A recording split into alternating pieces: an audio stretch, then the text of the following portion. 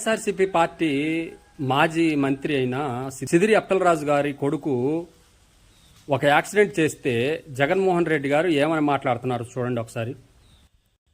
ఎంత దారుణంగా ఉంది ప్రభుత్వం అంటే, మన ప్రభుత్వంలో మంత్రి సిదిరి అప్పలరాజు మత్స్యకార మంత్రి మన ప్రభుత్వంలో ఈ రోజు మత్స్యకారులను చంద్రబాబు నాయుడు ప్రభుత్వం ఎంత దారుణంగా హింసిస్తా ఉంది అంటే, చిన్న ఎగ్జాంపుల్ ఆ సిదిరి అప్పలరాజు కథ వింటే, సిదిరి అప్పలరాజు కొడుకు 18 ఏళ్ల పిల్లుడు.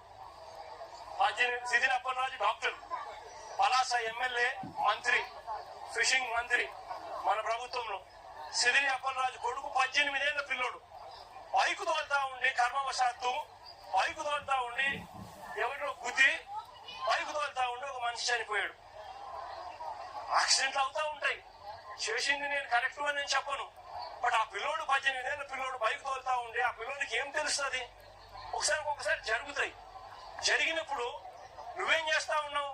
ప్రభుత్వం ఏం చేసిందో తెలుసా? ఆ సిదిరి అప్పలరాజు కొడుకును మర్డర్ కేసులో హోమిసైడ్ సెక్షన్ పెట్టి ఇరికించాలని ప్రయత్నం చేసింది. నిజంగా ఈ ప్రభుత్వం మానవత్వం ఉందా అని అడుగుతా ఉన్నా. సిదిరి అప్పలరాజు కొడుకు ఇంటికి వచ్చిన తర్వాత తన తండ్రి ఏం చేయాలి? ఆ మాట చెప్పుంటే కనుక, నానా అతను చనిపోయాడు, నేను బైక్తో ఢీకొట్టాను, అనుకోకుండా జరిగింది అని చెప్పినట్లయితే, ఆయన మంత్రి కాబట్టి తన కొడుకుని తీసుకెళ్ళి ఇట్లా ఏదో అనుకోకుండా జరిగింది అని మాట్లాడి కేసు పెట్టినట్లయితే, ఏమండి యాక్సిడెంట్ కేసు కాబట్టి అంత ఇది జరిగేది కాదు, ప్రభుత్వం కూడా సీరియస్గా తీసుకోవాల్సిన అవసరం కూడా ఉండేది కాదు. ఎందుకంటే సిదిరి అప్పలరాజు గారు ఏమండి మత్స్యకారులకు మంత్రిగా పనిచేశారు, ఆయన డాక్టర్ కూడా. కానీ సిదిరి అప్పలరాజు గారు చేసిన తప్పు ఏంటంటే, తన కొడుకుని తీసుకొని అతను చేసింది కాకుండా వేరే వ్యక్తిని పురమాయించి తాను చేసినట్టు చూపిద్దామని ప్లాన్ చేశారని పోలీసులు కేసు నమోదు చేయడానికి ప్రయత్నించారని తెలుస్తుంది. సీసీ ఫుటేజ్లో సిదిరి అప్పలరాజు చిన్న కొడుకు ఉన్నాడని తెలిసింది. ఏమండి ఈరోజు రాజకీయంగా రంగు పులుపుకొని జరుగుతున్న నాటకీయ పరిణామాలు చూస్తున్నారు కదా. ఏమండి సరేనండి, అతను మంత్రి కొడుకు, అది కాక వైఎస్ఆర్సీపీ పార్టీ మంత్రి కొడుకు కాబట్టి జనాలు ఎక్కువగా చూపిస్తున్నారని కూటమి ప్రభుత్వాన్ని వైఎస్ఆర్సీపీ పార్టీ నాయకులు నిందిస్తూ ఉన్నారు. ఏమండి అదంతా కాదు. సిదిరి అప్పలరాజు కొడుకు చనిపేసిన అంటే గుద్దటంతో చనిపోయిన వ్యక్తి ఆయన నిరుపేద గొర్రెల కాపరి అయితే తన కొడుకు ఒంట్లో బాగాలేదని బ్రెడ్ తీసుకురావడానికి వెళ్ళాడంట. తనను గుద్దాడు, చనిపోతే ఏం చేస్తారండి? సిదిరి అప్పలరాజు గారు వాళ్ళ ఇంటికి కాల్ చేసి, 1,00,000 రూపాయలు ఇస్తాము, రేపు నుంచి మా ఇంటికి వచ్చి వాళ్ళ ఆవిడని పని చేసుకోమని చెప్పారంటండి. ఏంటండి, ఎవరైనా సరే మీరు ఇంత ఎక్స్గ్రేషియా ఇచ్చి, ఏమండి మేము చూసుకుంటాము, వాళ్ళ పిల్లల్ని మేము చూసుకుంటాము, ఏదో అనుకోకుండా జరిగింది అని చెప్తే చాలా బాగుండేది. ఎందుకంటే రాజకీయం చేయాల్సిన అవసరం లేదు కదా.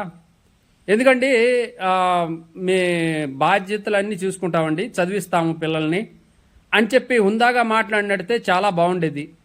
ఈరోజు అదంతా వదిలేసి ఆ చనిపోయిన వ్యక్తికి న్యాయం చేయాలి. జగన్మోహన్ రెడ్డి గారు కూడా కనీసం ఆ చనిపోయిన వ్యక్తికి న్యాయం చేసే విధంగా మాట్లాడితే బాగుండేది.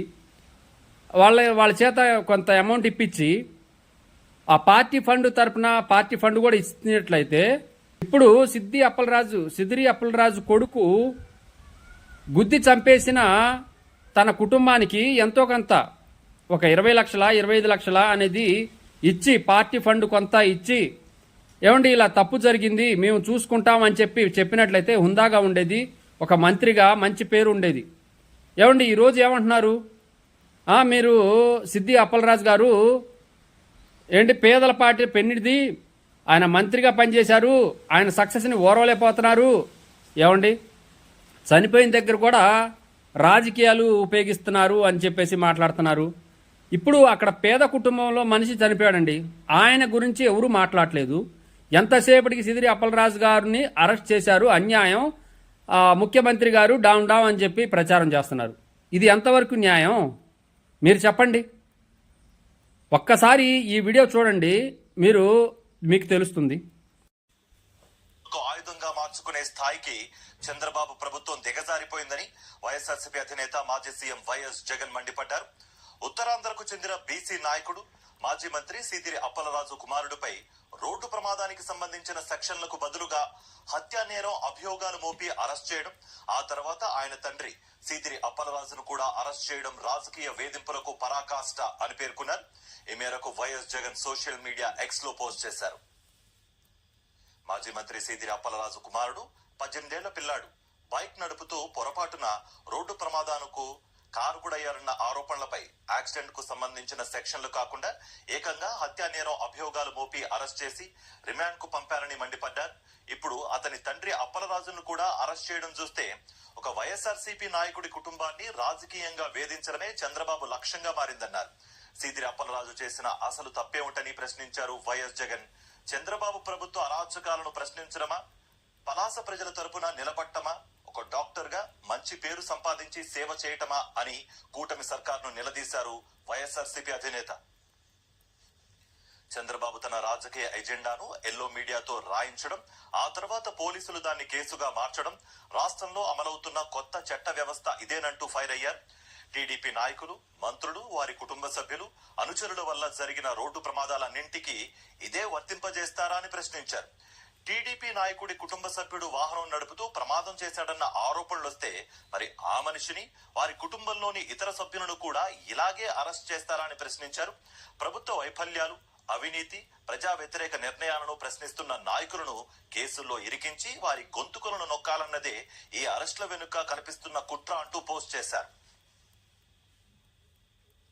సీదిరి అప్పలరాజు సామాన్య మత్స్యకారు కుటుంబం నుంచి తన సొంత ప్రతిభతో ఎదిగిన వ్యక్తి అని, చదువుల్లో రాణించి వైద్యుడిగా ఎదిగి ఎంతో మంది వైద్య సేవలు అందించి ప్రాణాలు కాపాడారని గుర్తు చేశారు.